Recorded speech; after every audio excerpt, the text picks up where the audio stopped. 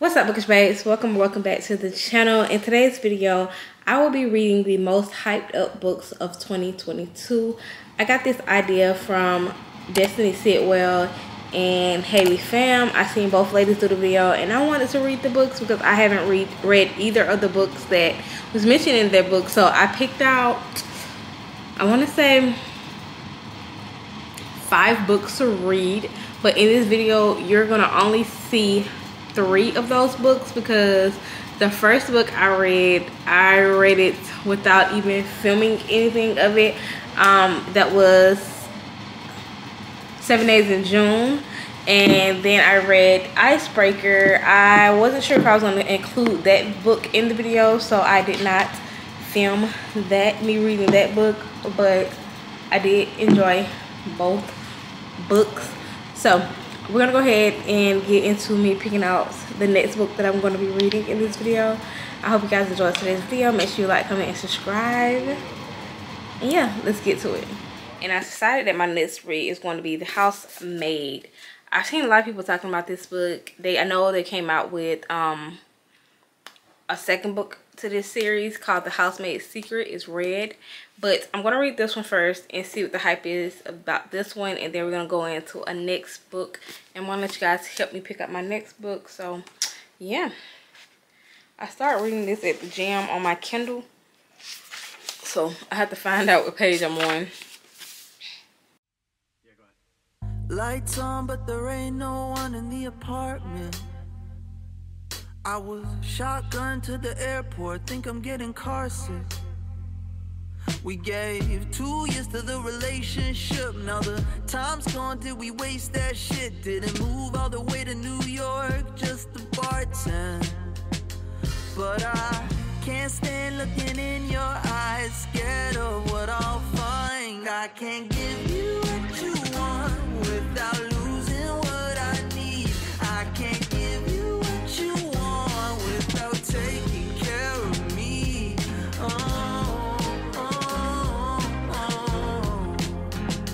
I can't give you what you want without taking care of me. 14 days since I left, losing you is an adjustment.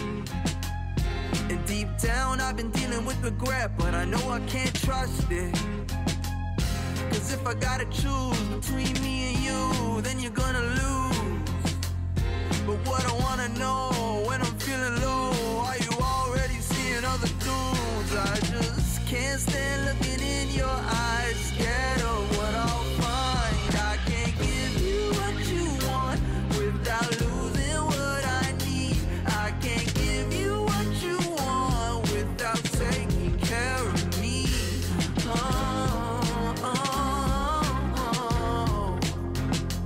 I can't give you what you want without taking care of me. Can't stand looking in your eyes. I don't want you to see me crying, without dreaming of losing what I know. I can't give you what you want without losing what I need. I can't give you what you want without taking care of me.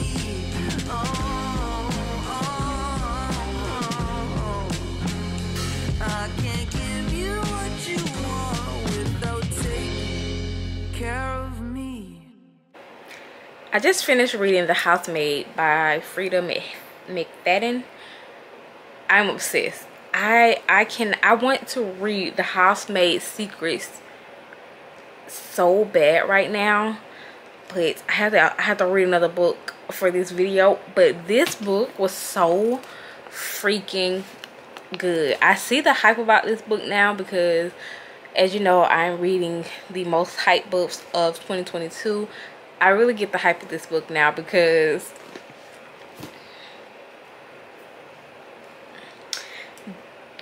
amazing book.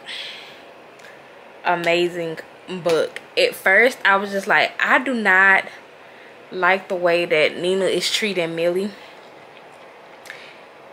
And then as you find other stuff out in the book, I was like, okay, well, that may be why too, but that may be a valid reason. But I would have quit. Like, I kept saying to myself that I would quit this job because I cannot be, I wouldn't be able to be a maid to someone in that type of hostile environment. Like, the way she was treating her was horrible. And she, like I said, she really was gaslighting Millie throughout this whole book.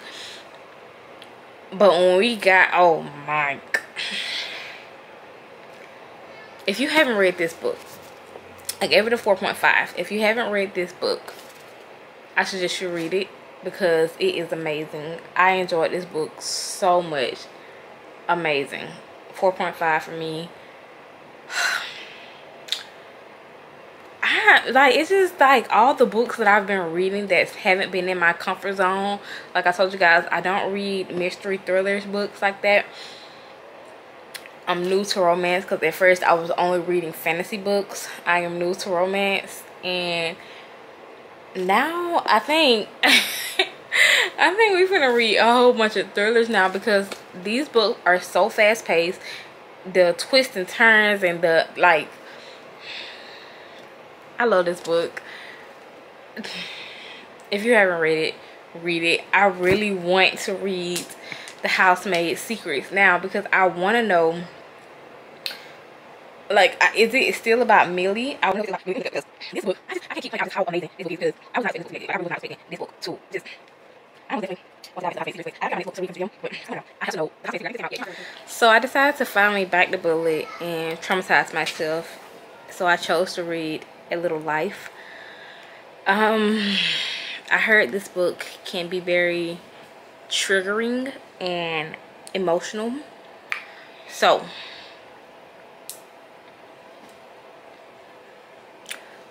I'm going to read it, but hopefully it doesn't trigger me to the point where I just have to put this book down, because a lot of people have given this book 5 stars and they love this book.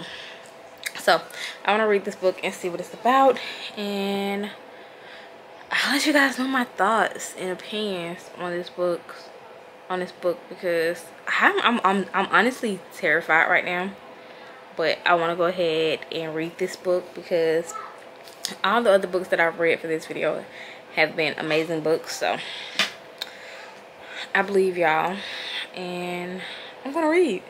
I'm gonna start reading. So far it's just apartment hunting, so it's 5:30 right now. I don't know if you can see that, if my watch will light back up. But every time I try to show y'all my watch, it don't want to show y'all, but it's 5:30 right now. So yeah, I will let you guys know my thoughts in a few.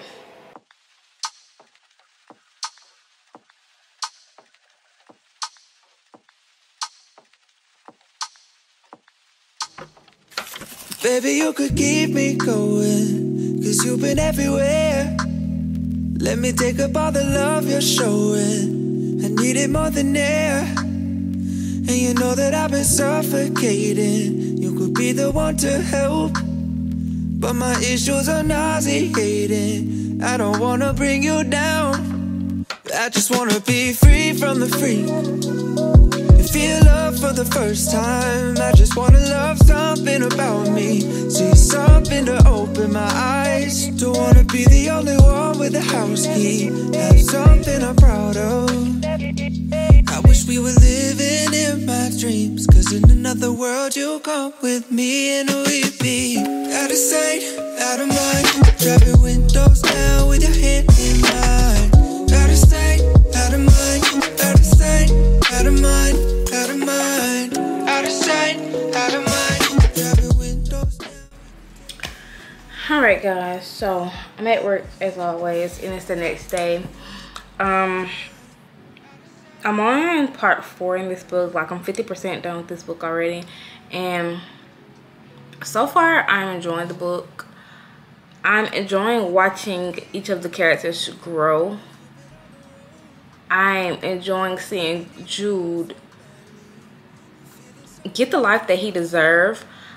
I'm just so, I feel like, you know what, in all honesty, I understand that you can't force someone to get mental help, but I feel like some of the people in this book I feel like some of Jude's friends failed him. And the reason why I say they failed him is because you can't, like I said, you cannot force someone to do something, but you can get them committed when you feel like they're causing self-harm to themselves, and get them some type of help. Jude is going through so much from his past life where he feel like cutting himself is the only thing that give him control of his life. Now this is how I feel. He feel like he cut himself to have some type of control over his life, because when he was younger he didn't. He alluded to being essayed as a kid, and I don't know how deep his trauma goes, because he won't talk about it. Like, he won't talk about it to no one. Like, he won't. I feel like if he discussed what happened, it gives it power over him. But it's so different. If you talk about your traumas, you take back your power. Is this how I feel? Like, you take back your power. And just watching him go through all this pain and suffering alone, pushing away his friends just because he don't want to open up and be honest about what happened, tell his story. Like, I understand you don't have to give everybody your life story. You don't have to do that. I'm not saying that you have to tell everybody that you meet your life story, but Willem is his person. I feel like Willem is his person, and he should be open with him at least, because he's really pushing Willem away, and he's not even like, and it's like he don't even care, because Willem was trying to have a conversation with him about dating, and he was like, "Are you serious? Haha, gotta be joke." Like, he's like he feels like he's unworthy of love. He's unworthy of someone actually caring about him, and he's going on 40. Like, just imagine you going from a child all the way to your 40, and you having this trauma, like this trauma that you're not even trying to get help with. Like, you getting patched up, you cut your, like, this, like, I feel so bad for him. Like, I feel bad for Jude, because should no kid ever in their life feel so unsafe that it carry on throughout adulthood. And Willem is trying, like, he's trying. And I read where JB was on drugs. Now, he became a drug addict, but he felt like all his friends abandoned him for Jude. But I really feel like he kind of shot them out in a way. Like, he kind of, he don't take account. When it comes to JB, I feel like he didn't take accountability at one point in this book, where he basically painted a picture of Jude that Jude didn't want, and he was just like, I'm not apologizing for it, like, oh well. And it took him a while to just actually send the picture to Jude. He felt like he did nothing wrong, but Jude, like, as a friend, if I come tell you this is how I feel about something, I would think you would try to rectify that situation, especially if I'm telling you, like, either fix it or we're not going to be friends. And if you're okay with us not being friends for a couple of dollars, then me and you don't need to be friends, and like, that it is what it is. But it's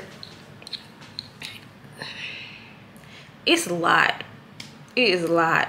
Just watching people go through all this craziness. And I feel like Jude was a good friend to JB. And for him to put a spotlight on Jude insecurities just because he felt like they was attacking him, or they had this like inside thing going on where they was judging him, when they all came to offer him help, to go get him help, and he started mocking JB, like, I'm saying Jude. He started mocking Jude, like, oh, you can't walk, like, this how you, like, if that was crazy to me, because as a friend, I want you, like, Jude was like, is that he can't forgive JB because what JB did, it was true, and he can't not see it no more. Like, he can't not look at JB and see that him doing it, and he don't feel comfortable around JB, because who's to tell if he'll do it again. But I want to keep reading, because I hope somewhere in this book it actually tells, it touches on everything that happened to Jude, because I really want to know what traumatized him, like what was all done to him to cause him to want to shut down and not want to let anyone in. So I'm going to continue reading. I'm going to continue to listen to the book. Like I said, I'm on page 350. I'm halfway through. It's like the floppiest paperback ever had in my life. But yeah, I'm going to continue to read.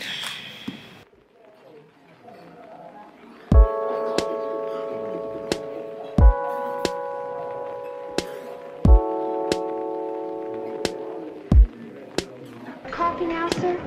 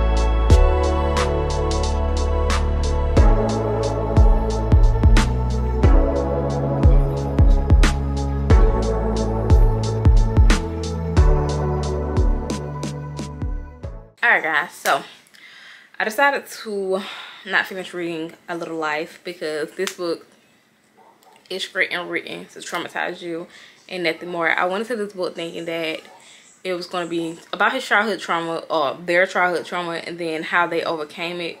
But no, that's not what it's about. Like, it's about his friends enabling him to continue to self-harm and eventually himself.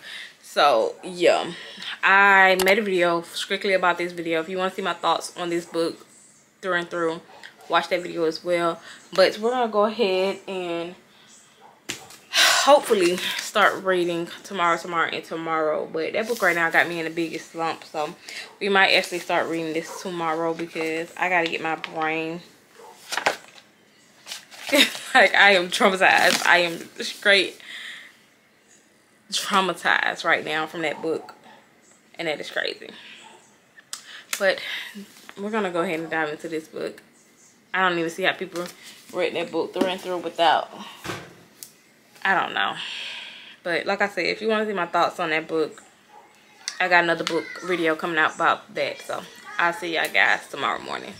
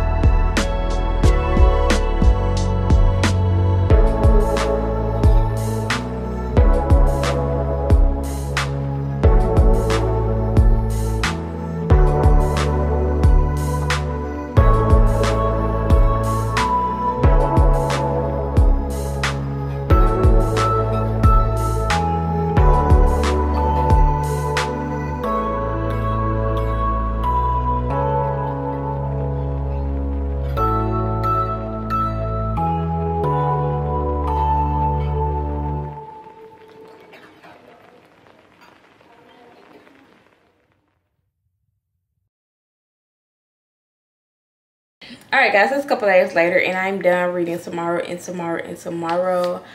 I rated that book a 4.25. I really enjoyed it, surprisingly, because I'm not really a gamer per se. I played The Sims and that's about it. I don't know anything else about video games at all. So when I read the book, I was thoroughly surprised about the contents of it, if you may. Because for some reason when I read it in books, and well, when I seen it in Books A Million, I thought it was about some type of Back to the Future type, futuristic type thing by the name of it. But it's actually about these two kids who met at the hospital. The girl was there because of her sister and the boy was there having surgery on his foot. And they came across, they met in the gaming area, the gaming room of the hospital, and they clicked. She had to do like some type of volunteer hours with him because he wasn't talking to anyone because of something that happened. And you found out all that out closer to the end of the book, like why he wasn't talking and what happened to him and all that stuff. But they were so close. And anyways, it fast forward to them meeting back up in college, and they decided to make a video game together, which was a hit, you would say, in the gaming community. And they built this company off of this. It was basically about them and their company and the characters. That's, well, the other people that was in the book. It was a really good book. I really enjoyed it. I gave it 4.25. What I didn't like about the book, which didn't give it a 5-star, is mainly the miscommunication trope. It was something that was so simple that could have been solved just by having a conversation with the other person, that caused the girl to stop talking to the guy for a period of time. But come to find out, it wasn't even what she thought it was. But yeah, but now we're done reading that book. That's the last book of the video. And I did mention at the beginning of the video that it was 2 other books that I did not include in this video, and that was 7 Days in June. I read that. I was going to include that one in the book, but when I started reading, I think I flew through the book without even picking up the camera. I really enjoyed that book. I gave that book a 3.75, mainly because I could have did without all the side characters' point of views. I did not care about what her mama was doing, what her mama thought. I didn't care about that. I didn't care about what her best friend was doing, what her best friend thought. Well, I didn't care about none of that. I strictly wanted, I don't know why I want her name to be Seven so bad, but I strictly wanted the female protagonist and the male protagonist only, and maybe even a daughter. But other than that, I just did not, I don't understand why everybody else's point of view in the book was needed at all, because it was pointless to me. And I really believe I like skipped through their point of view because I didn't care. And I just strictly read about her and him and maybe even the daughter. I enjoyed the book. Like I said, a 3.75. If it wasn't for everybody else's point of view in this book, I think I would have gave the book a 5-star because it was a really good book. It's about these 2 authors who was writing about each other without directly writing about each other. She was writing spicy vampire stories, and he was writing about this girl named 8. And it was so, I was really in love with it. Like, I just absolutely enjoyed the heck out that book. I ate that book up. I read it so fast, and it didn't even cross my mind to pick up the camera and start the video with that book, but it was amazing. Great book. So that was 7 Days in June. I rated 3.75, mainly because I didn't care about side characters. The next book that I read that I didn't feature in this video was Icebreaker by Hannah Grace. Why didn't nobody tell me that book was so spicy? Like, I've noticed that all the hockey books that, like the hockey, because I haven't really read any other sports romance. Well, no, I read Throttle, and I think the next one was no, it wasn't Redeem. It was Throttle Collided. Throttle and Collided. I read those 2 books, and it's like all the sports romances are spicy as hell. Excuse my French, spicy as heck. it's like they are spicy. Like that book was full of spice from the beginning to the end, and I was thoroughly surprised. I see what the hype is about that book. I love Hannah. I love dang, I can't even remember, not Hannah, what was her name? Anastasia. I love Anastasia, and I loved her, the guy, the hockey player. I cannot think of his freaking name. I loved him, but I did not like her male skating partner because he was an a-hole. I did not like him at all. It was just like the found family in this book was everything to me. I absolutely loved this entire book. I got the book a 5-star if I haven't said that already. I see why everyone was ranting and raving about this book because it was an amazing book. So if you haven't read it, I suggest you read it. And after those 2 books, you got the point of view. Well, I actually read in order. I read them 7 Days in June, The Housemaid, Little Life, Tomorrow, and Tomorrow, and then I read Icebreaker. And yeah, it's like I could have filmed me reading Icebreaker, but I was so into it that I didn't even pick my book. This is how good, like when I'm just so into books that I can't even pull out my camera, that's how you know the book is good. But not saying that all the other ones aren't as amazing, but yeah. But I'm gonna go ahead and end today's video right here. If you enjoyed today's video, give it a thumbs up. Make sure you like, comment, and subscribe. And I'll see you guys in my next video. Peace.